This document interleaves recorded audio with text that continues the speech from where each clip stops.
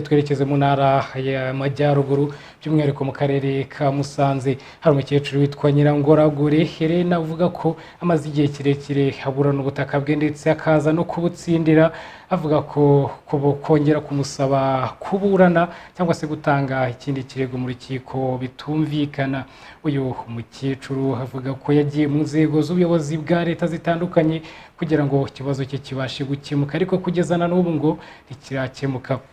Twashatse kumenya icyo ubuyobozi bw'akarere ka Musanze bavuga kuri iki kibazo, bavuga ko nubwo uyu mukecuru ngo yatsinze ariko ubwo yatsinze atari we ubaruyeho ubu butaka yakagombye guhabwa nk'uko n'ubundi umuyobozi w'akarere ka Musanze wungirije ushinzwe imibereho myiza y'abaturage abivuga.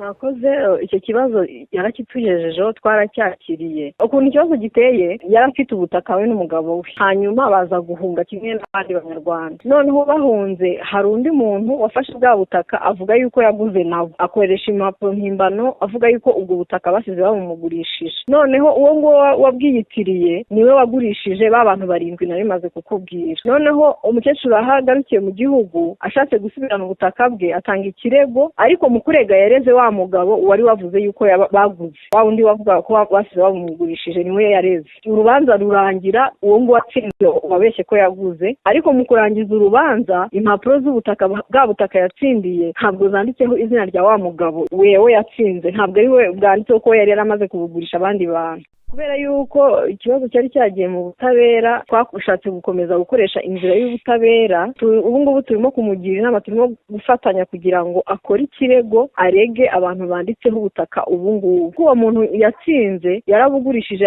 abantu 7.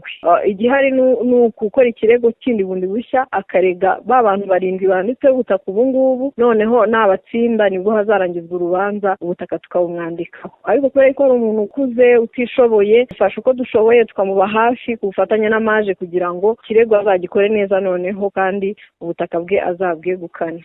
Uyu mukecuru avuga ko yaburanye mu bunzi aratsinda, ajya mu rukiko rwa Musanze aratsinda, nyuma ajya i Busogo bamutereraho ngo kashe mpuruza, ariko nta kintu yigeze ngo bitanga nk'uko n'ubundi yakomeje abisobanura. Ibindi bisaba ko ubuyobozi bw'akarere ka Musanze ko bwinjira muri iki kibazo kugira ngo kibashe gukemuka.